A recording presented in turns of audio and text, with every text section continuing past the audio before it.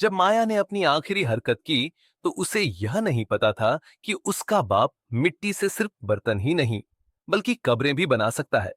गांव के किनारे रहने वाला कुम्हार रामदास अपनी बदचलन बेटी माया से बेहद परेशान था।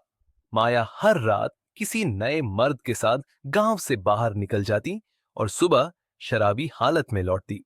गांव वाले अब रामदास का मजाक उड़ाते। रामदास, तेरे हाथ के बने बर्तन तो ठीक है, लेकिन बेटी को संवार नहीं सका। एक रात जब माया ने एक शादीशुदा आदमी के साथ गलत हरकत की, तो उसकी पत्नी कुम्हार के घर आकर बद्दुआएं देने लगी। रात भर जागकर रामदास ने फैसला किया, अब वह अपनी बेटी को मिट्टी का असली सबक सिखाएगा। अगली सुबह उसने माया को भट्टी के पास बुलाया। बेटा, आज मैंने तेरे लिए एक खास बर्तन बनाया है। कहते हुए उसने माया को जोर से भट्टी में धकेल दिया। माया की चीखें गांव में गूंजी, मगर जब लोग दौड़े आए, तो कुम्हार एक खूबसूरत घड़े पर नक्काशी कर रहा था। माया कहाँ है?